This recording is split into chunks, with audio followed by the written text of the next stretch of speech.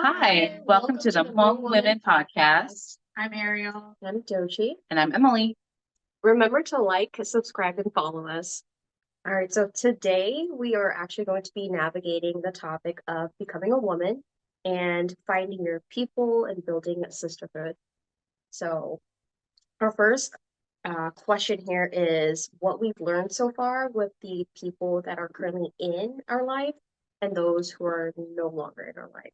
So, for me, regarding the current individuals in my life, people who have impacted me the most in becoming a woman.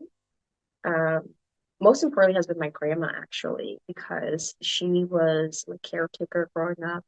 Not that my mom's not there, it's just the dynamic of our household. My mom and dad got married really young, and they were typically always at work. So my grandma and grandpa took on that role as my parents. But of course, my grandma and I were a lot closer.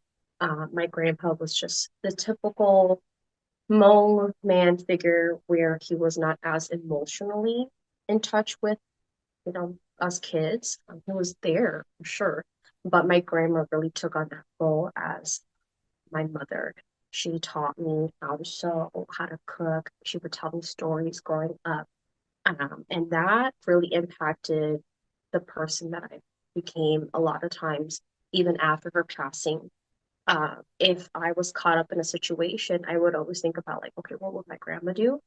Of course, I've kind of grown from that though, because her way of thinking and doing things have always been very traditional.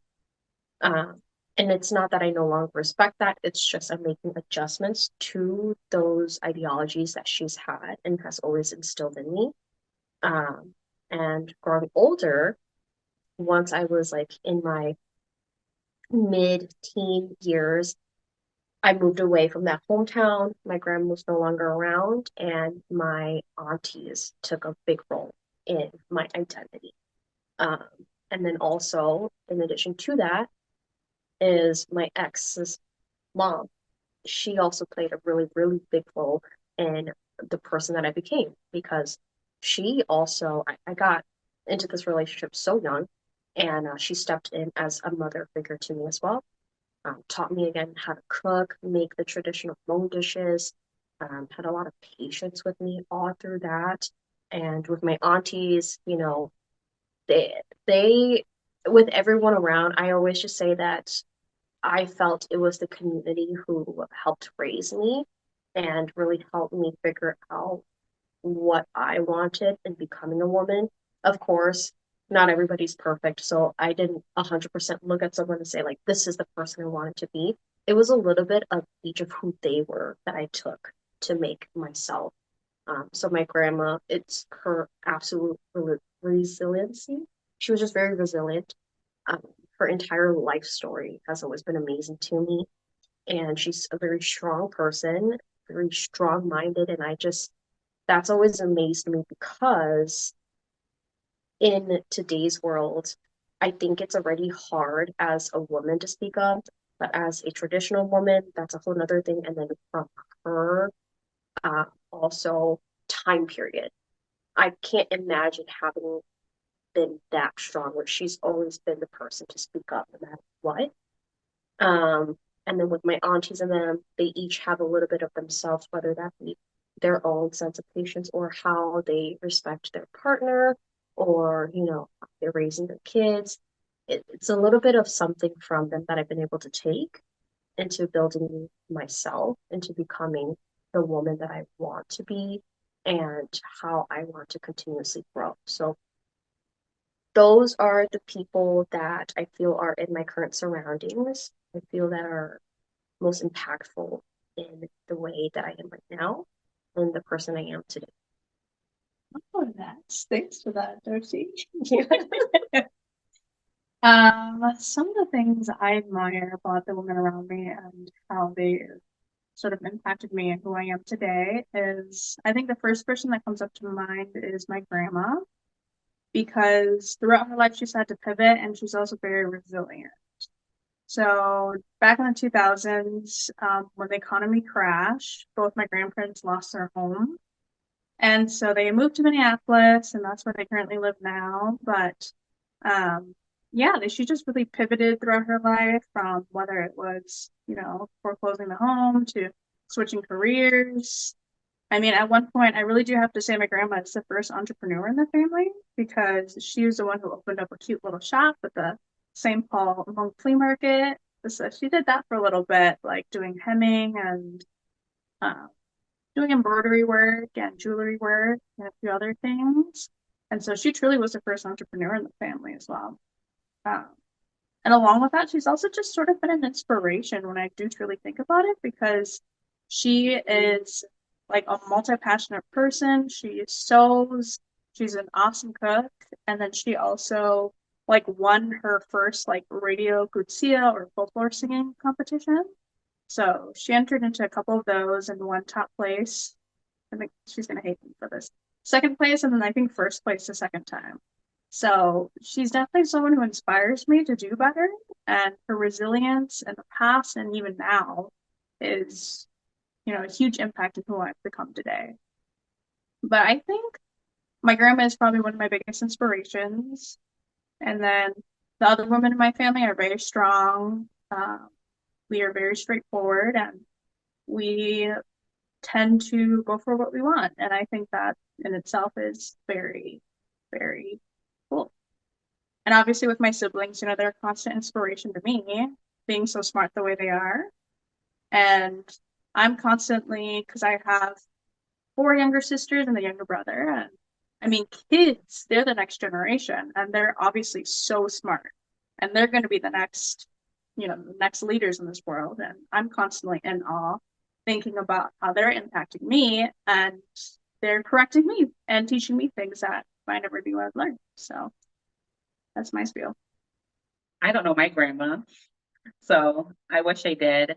But my mom is definitely on the same level as both of your grandmas. I could say the exact same thing um, about her. She's definitely the inspiration in our family, definitely the matriarch. Um, Much as what both of you said, she's resilient. She's the entrepreneur of the family. She's very much the backbone, I think. Without our mom, um, we really wouldn't know where to turn to. She's kind of like our North Pole. Um, Even with the most recent accident with our mom, we've kind of all gathered and made sure that she was taken care of. But definitely when I think of the word strength and leadership, definitely I think of my mom. And all of the daughters in our family definitely take after our mom. We're very strong-headed and just as stubborn as our mom. And I take that as a strength as well, because we kind of just push forward and move forward as needed, just like our mom. But I also admire, my sisters. I'm kind of the opposite of you and your siblings, Ariel. I'm one of the younger siblings, so my sisters are a lot older than I am. So I very much admire their strength and resilience. They've spent their time raising me and teaching me along the way. And so I know, much like how you feel about your younger siblings, they feel about me. And I watch and I'm constantly inspired by, like you are with your younger siblings, my nieces and nephews. Um, I'm constantly inspired and constantly amazed watching my nieces and nephews grow up. My oldest niece is 20 and she's in college, and I'm just watching her become a young adult. And the youngest, the two of them are 5 months old, and just watching them grow up and constantly watching just all of the kids in between correct our behavior as adults and making sure that you are being the best version of you for the kids as well. So I think I'm surrounded by just amazing women in my life who continue to keep also the men in our life accountable too. So yeah. Would you say that there were individuals when you were growing up, like women that you've seen where you kind of thought about how, wow, that's not someone that I would ever want to be? There were things that they might have done, maybe. And it doesn't have to be like they're just a really bad person. Because I know, for example, for myself, um, my grandma is someone that I really look up to. She's very just like what you guys said, the people that we seem to really look up to share a lot of the same qualities. They're resilient, they're strong-minded, and they kind of just are go-getters. Um, but are there individuals you've seen growing up where it's kind of like, man, I wish you would just speak up for yourself, or um, you look miserable, and maybe as a kid, you didn't really grasp what exactly was your feeling, but you knew that this isn't somewhere I want to be when I grow up. Was there ever a moment in life, or are there people that you can think of that kind of follow that suit where you're like, I don't want to be in those shoes? I actually thought about that going into the podcast, and I would say no now, because as I grew up and I learned the history behind why some of these people behaved the way they did, they themselves went through some really horrific things. And I also find that the more you try to not be like someone and you focus on the behaviors that you don't want, you oftentimes hyper focus so much on it, at least for me, that you kind of become who you don't want to become. Um, so I kind of just focus on more of who I want to become. Um, and so yeah, I wouldn't say that there has been anyone in my life who I've focused on not becoming, but I've really just focused on the people who have really worked hard to get to where they are today, regardless of their circumstances, and made sure that I gave the same amount of effort to that. That's a really good point. I like that. Um, the hyper focusing on someone's flaws and really not wanting it so much that you kind of manifest it because that's just where your brain waves have been frequenting at all the time. It's like, I don't want that, I don't want that, that you manifest that. Mhm. And I think that's something that I'm trying to get better at, just generally, quality wise, where the continuous thought of, I'm so scared of this that because you're continuously fearful of that, you're always thinking of it, you kind of just bring it into your life because that's the only focus you have going on. Like you said, hyper focusing on these things. And it's like, focus on the things you do want instead of what you don't want, and try to get there first. So, For me, I understand where Emily's coming from. And I think to add on to that, I think there are people's traumas and people's experiences that form them the way they are now. But I think growing up, I very quickly realized who I wanted to become and who would help me get there. And so I've always just tried to be really conscious of who I surround myself with. And just speaking from like a bird's eye view, I think the people that come up the most are the people who are always judgmental and the people who are always talking smack. So yeah, I think that's sort of who I've sort of distanced myself, like family and friend wise. Um, yeah, just being really conscious of who I put around me. Yeah, I think that's a really good point too. Being more conscious of the people that you have around you. I think that can be difficult when a lot of the times, for me personally, um, some of those people who are really negative are people that are family. And it's trying to figure out those boundaries between, okay, I love and I respect you, but when do I like say no to this? It's the typical, kind of degrading and it's very passive kind of talk, as you said, like just smack talk all the time. And sometimes those are very much geared towards like specifically you. I know I've had aunts or family members where it has a lot to do with your title in the household, like how high your education is and your looks and everything. And it's a continuous comparison between yourself and someone else, maybe their kids. Um, and I agree with you. I think about those things and um, just now also learning to be more conscious that they had their own upbringing. They also have their own traumas. and they are also probably speaking on based the way, or they're speaking out based on the way that they were taught growing up. Yeah. So they're not even conscious about it themselves. So yeah, I definitely agree. So what I'm really curious about is with yourself and today, right? I feel that we've all gone through many changes, and especially talking to you guys, I know Eric, you refer to it as an era of your life, kind of the periods that you go through the changes. Mhm. What era do you think you're currently in right now as a woman? I am currently coming out of my healing era. And for those of you who don't know what an era is, it's for a lot of the Taylor Swift fans out there, because every one of her albums has been a different era of her life. But basically, an era is like a season of your life or a new chapter. So I just want to give a little bit of context about that.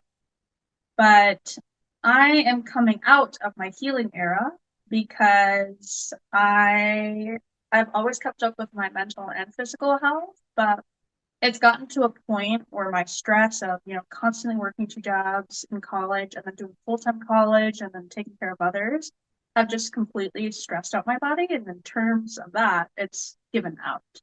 So I've gone to like pelvic floor therapy in the past year. I've also been attending to my health needs more. So I'm coming out of my healing girl era and I am rebranding myself and looking at what I want for my next era. So I don't really know yet, but I think next year is going to be, I have good feelings that it's going to be like good vibes. And because I have a more holistic picture of myself, I feel like it was sort of just divine timing that I needed to go through this. So yeah, I don't know yet, but I'm excited to find out for myself and sort of brainstorm what I see for myself in 2024. Wow. And Ariel's out of her healing area, and I'm like in the middle tail end of my healing era, which is why we were always constantly talking with each other about that, because I um, was seeing a lot of doctors in the past year with an endocrinologist, OBGYN, thought about a naturopathic doctor. Um, so I'm almost at the end of my healing era, but I'm still in it and I love it. It's great. It's amazing.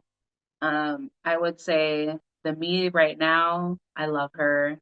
The me 6 months ago, I didn't love her, but I forgive her. The me a year ago, she needed help.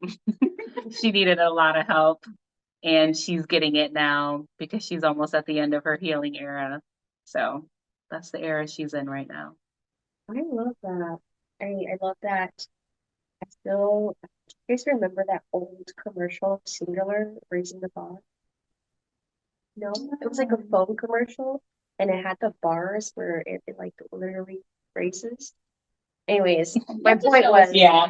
I'll show you later, but I refer to that because I think about it as you're the full bar, you're the bar that's almost full, and I'm the bar that is starting at it because I'm just approaching my healing era. Um, I feel definitely like I should have, if you could start it sooner than later, it's always great, but better to start now than never. And I'm just in a place where I'm navigating it.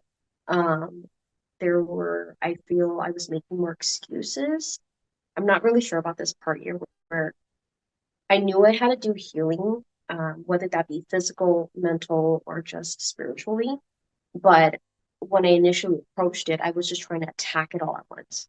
And it was very overwhelming because there's like you don't know how to navigate it.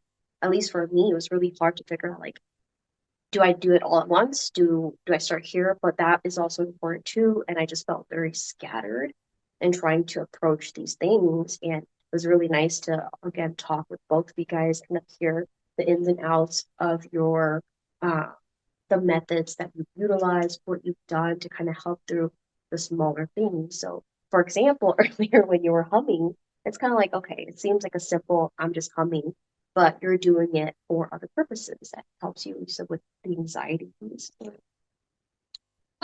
Sort of. Okay. So when you hum, it activates your vagus nerve.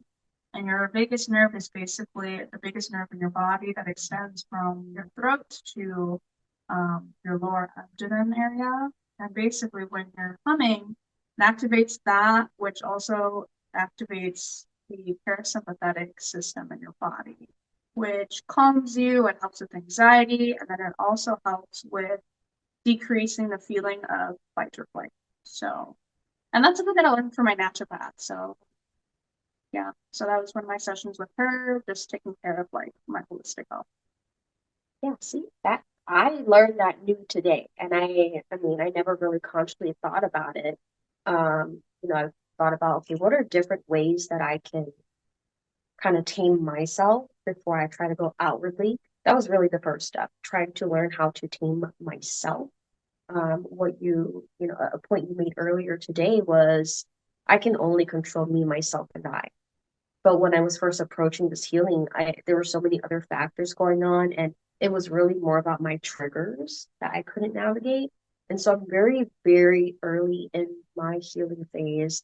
And even if they're just simple conversations between us, I feel that I'm always able to take away at least one thing to help with my own growth into becoming a better person in general, becoming a better woman. And one thing that I definitely not put enough focus or emphasis into in myself is my physical health. And I never thought about it until your healing phase just last year. And as you're going to your doctor visits and you're sharing these things with me, I'm like, huh, that kind of sounds like something that I've experienced too. Maybe I should get checked for that. And I feel that I'm saying this more and more often now whenever we get it together, we chat. And I think it's just becoming more of a reality for me because unfortunately, growing up in my household, your yearly exams did not take place. I don't know about you guys, but I know for me, like at my home, like it's supposedly a normal thing. You're supposed to have your yearly physicals, yearly check-ins, your, what is it, the pap smears and everything. I never really did that. It was not a focus or anything that we talked about in my home.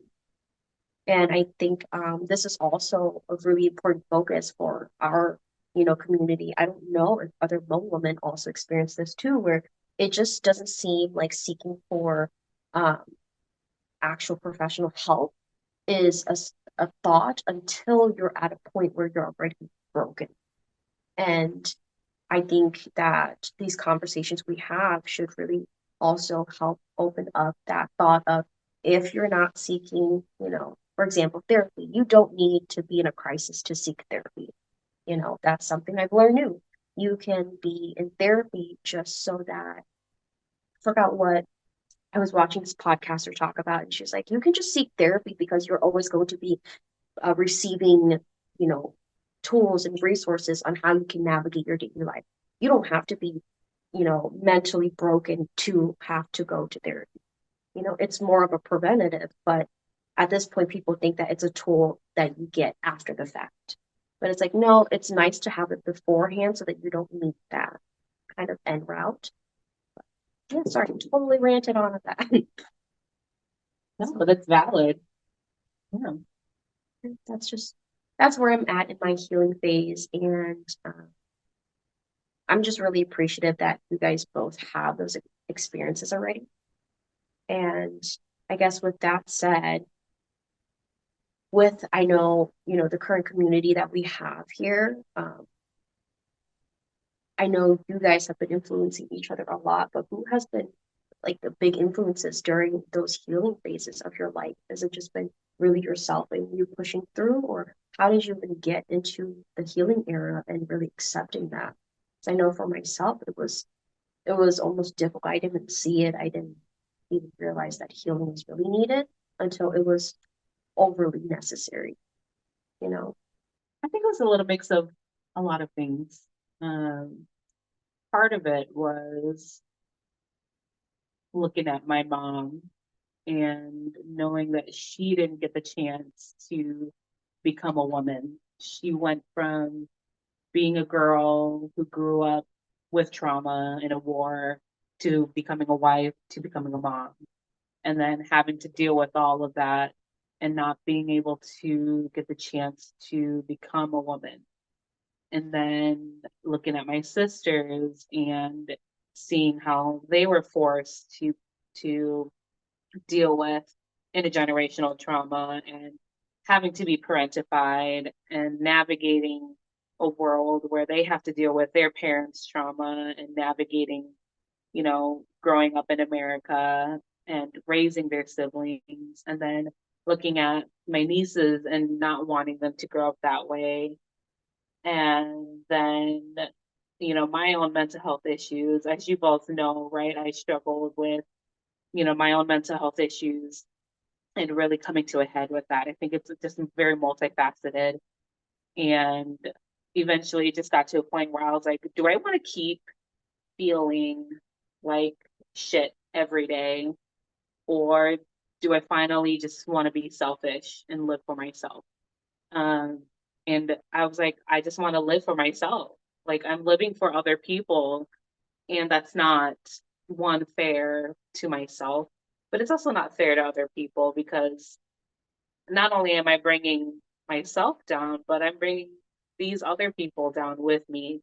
So that's what really brought on the self healing was just I deserve more, and I want to make sure that the people that I love and care for, you know, get the full of me and not just half of what I can bring.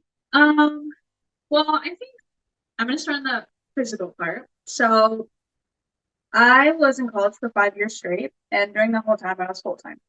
So for you people in full time school, you know what that means. Like it's hard, it's mentally taxing, and it can feel like forever. And it did feel like forever for me.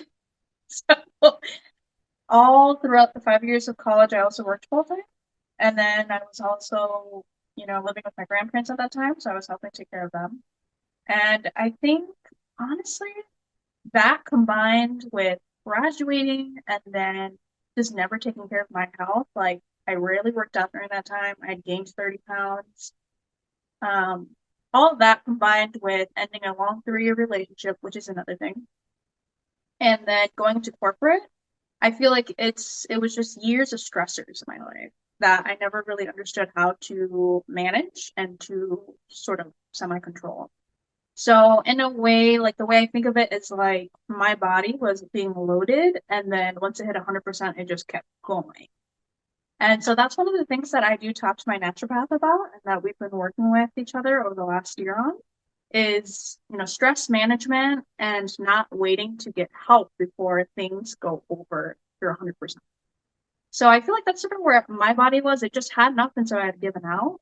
And so I won't go into too much of it because obviously this isn't a health episode. But yeah, I've just over the past year I've been healing my body in terms of hormonal balances, making sure that I can eat healthier amounts and portions of food.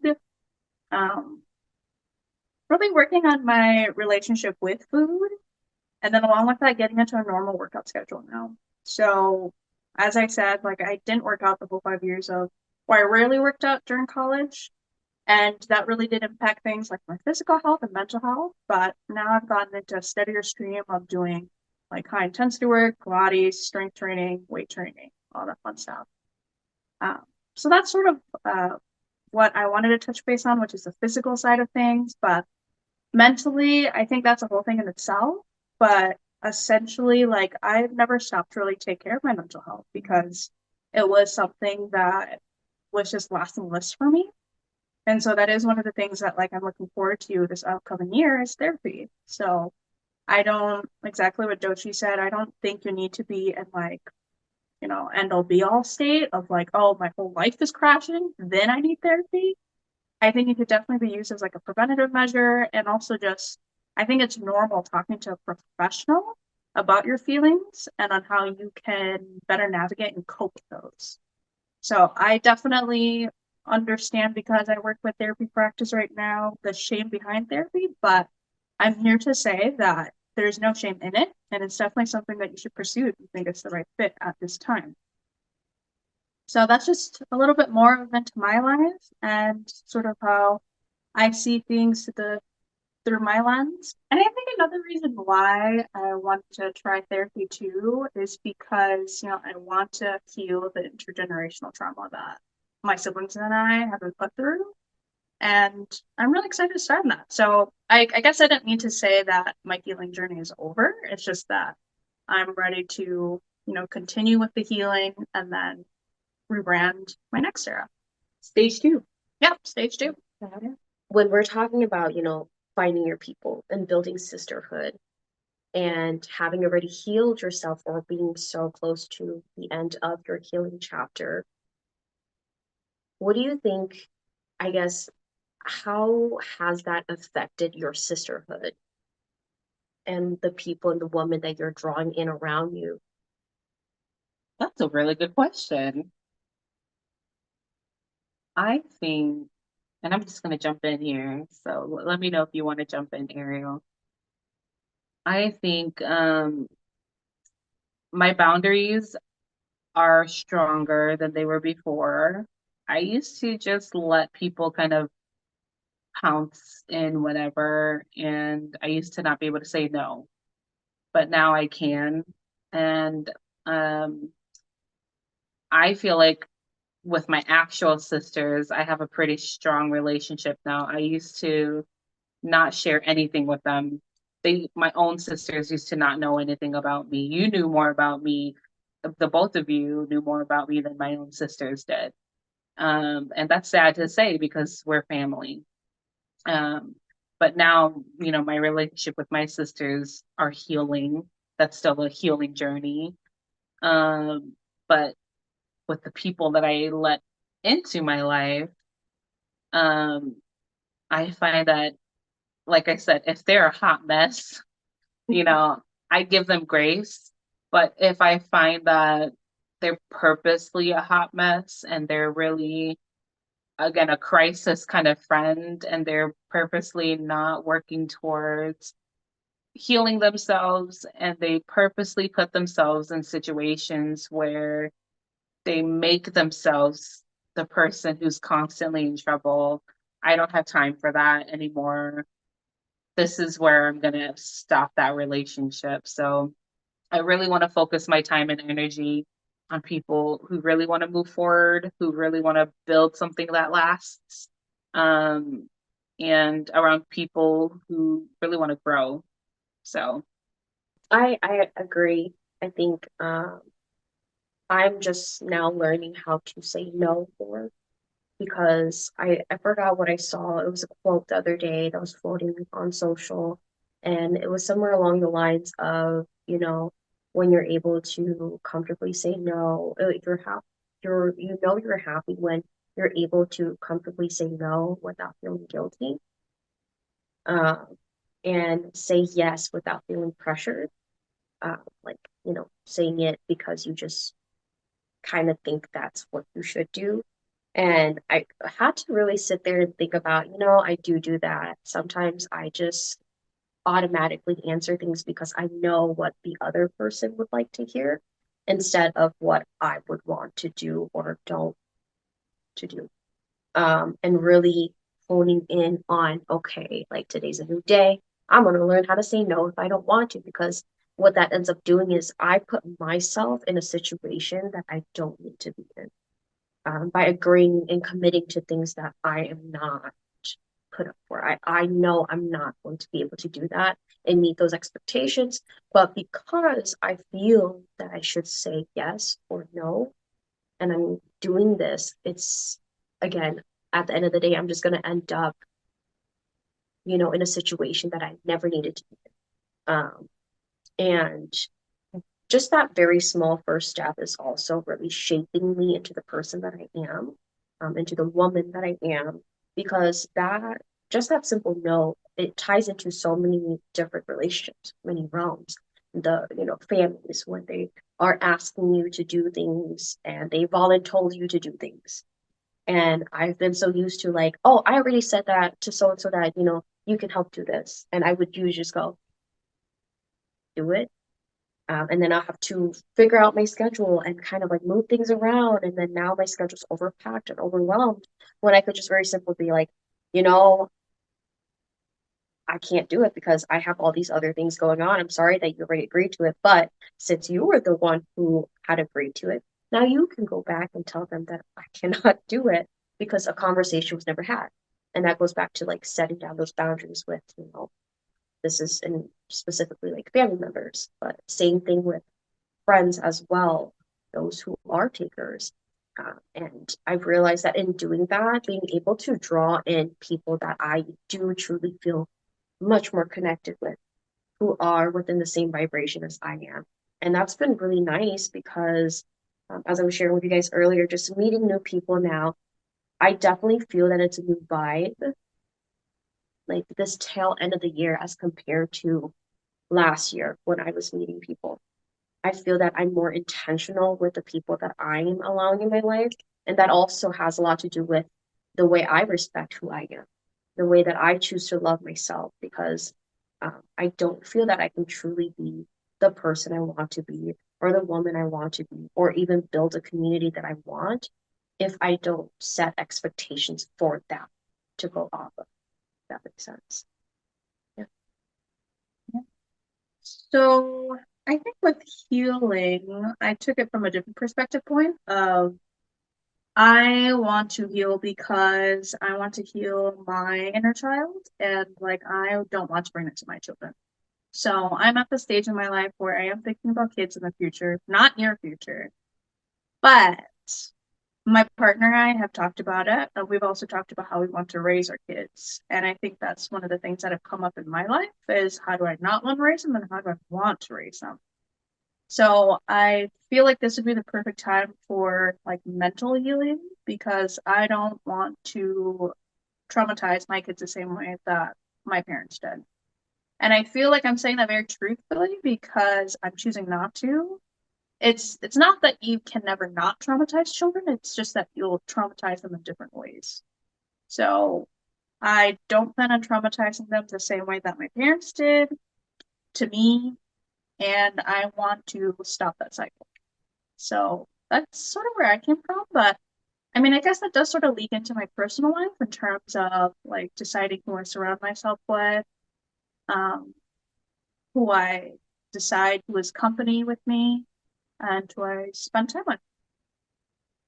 I love that actually, the um healing yourself, because and the way that you put it, it's not that you're not going to traumatize them, because I think there's just no way to guarantee that. Like you cannot guarantee, like my child would never be traumatized. No, I don't know what's going to traumatize them or not, but I would like to be in my best shape as best as possible before I give birth to someone and raise someone, because in a similar sense, I love my parents. I do. I love my family. And I truly don't believe that anything was intentional, the way that I was raised and the traumas that I've encountered in life. Um, but I'm just happy that I get to be conscious of that and that I don't have kids. Because had this been, oh my God, double check how old I was. When I was younger, I was in a place where I thought I was ready to have kids. I 100% was not. Thank the Lord. Like it was a blessing. Um, I was 19, 20. Like I was really young. I had gotten married young, and this supposed next step was to have kids, have a family, and all that jazz. I was not even fully developed, let alone healed. You know, I had my own triggers and I wasn't even aware of them. And I always think back to if I had had a kid at that age, if I had a child at 19, 20, I don't know if I would have been able to grow, because I don't know if I would have been able to, if I would have been given the chance to spend time with myself, to grow myself. I would be too preoccupied thinking about my kid, because it took me this long to even realize it. And that's just me, myself, and I had to care for And I'm imagining if I had a child, would I have ever been able to get to the point where I even surface in healing or even consider it? Would I even have thought I needed healing? Would it even have crossed my path? And then on top of that, would we even be in connection here? What would my community look like at that point? There's just so many questions I have about that. So I definitely agree. I for sure thought about having children at an earlier point in my life with my ex-partner. Um, and I don't know, it's the older I get, the more I'm realizing it, and it is scary compared to when it should have been scary. It was like, nah, I'm good. I can have a kid right now. Perspectives have totally changed for me. I guess my question is, this isn't on the roster, but what are you excited about in the next few years on your growth journey as a woman? I will go first. Just because I am very excited. I think I was really, really excited right after I divorced because I, for the longest time, felt that I was a person I that was not true to who I was. And that realization came from, I will always refer back to this, from way back when I connected with you guys and the other girls, Maria and them, when we went out to supposedly bar hop. It was really cool, so we stayed at the one bar. But that small conversation really sparked something in me, and it really made me think, like, am I happy? Are these things that I'm doing that because it will continuously make me happy, or is it because I feel obligated to it? And I was a very angry person because I was not doing things that made me happy. And so post divorce, I felt almost free. I felt free to do the things that I did want, free to explore the person that I would like to be. And with that came the thought of, okay, well, how do I really get there? I can't just switch who I am in a day. And that's when I kind of came upon this journey of I need to embark healing in order for me to get to that place. And that's really starting more so this year. These upcoming years, I just see a lot for myself. I envision a lot of adventure because I feel there's no better way to realize my own interests and my own likes and dislikes without it.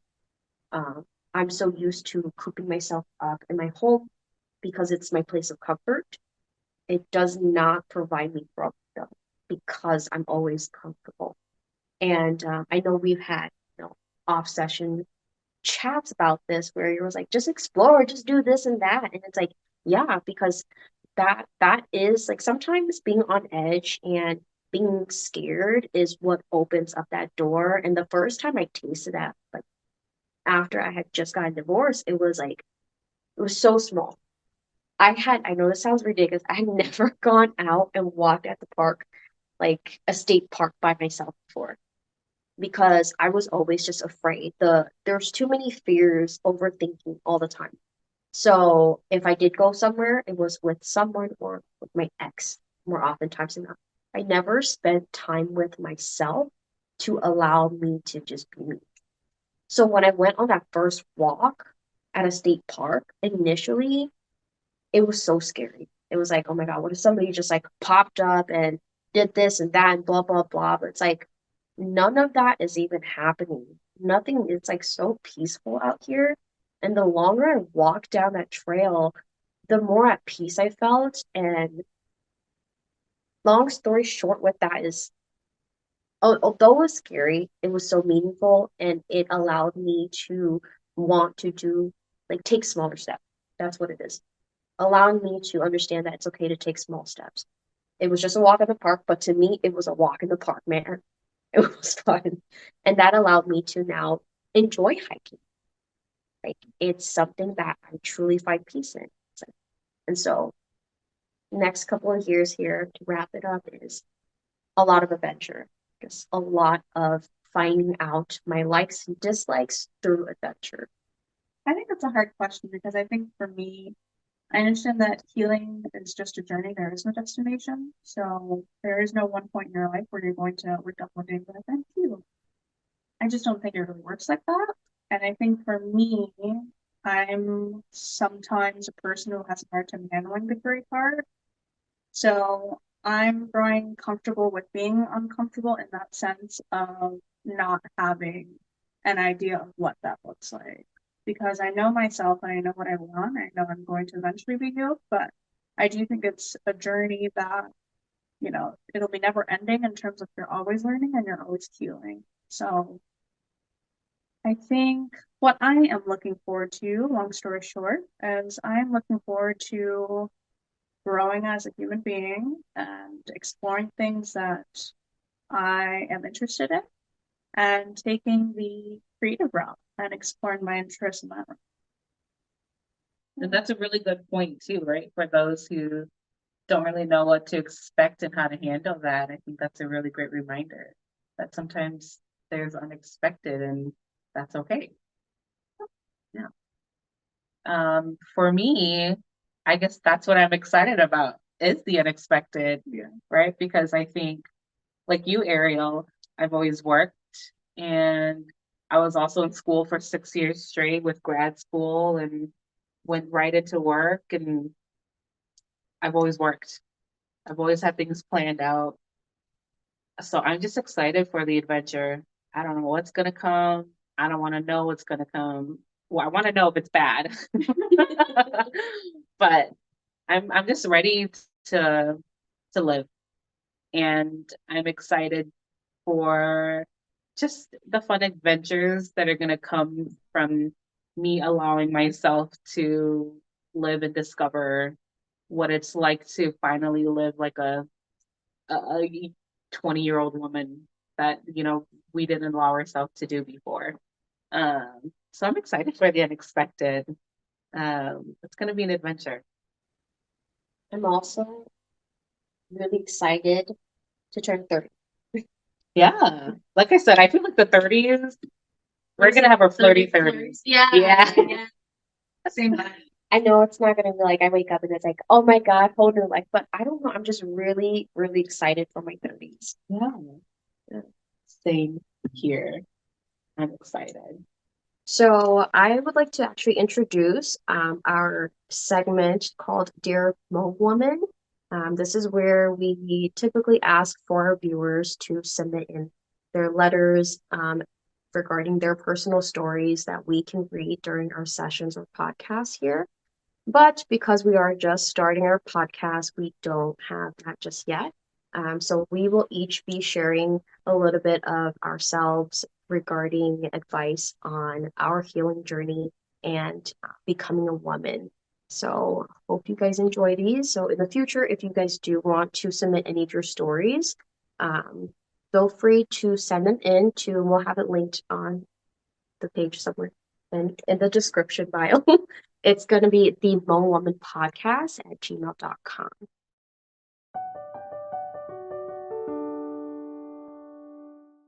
So just to start off, my piece of advice would be to be comfortable with your pace in your healing journey.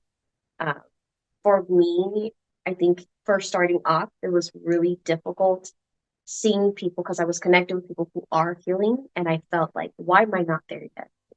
Feeling the need to rush into it and move at that same pace. You're going to be on your own personal healing journey, and so just be comfortable with whatever pace is best fitting for you and your personal healing journey. That's mine. I love that. Thank you. I would say my piece of advice would be to not let other people judge your healing journey because you're going to face a lot of people who are going to judge you for starting your healing journey or being on your healing journey um, because of their own insecurities or because you're not who you used to be. So just don't let them judge you. Like that teacher on TikTok said, to be cringe is to be free. So do what's best for you. Love that. And I'll end it with my one healing lesson is your power begins when you begin believing in yourself and trusting in your intuition.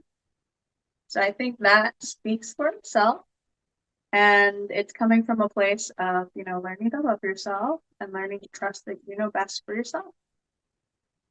Love it. Thank you guys for joining us today. So if you enjoyed this episode, please don't forget to like, subscribe, and comment below if you have anything or any new suggestions for next time.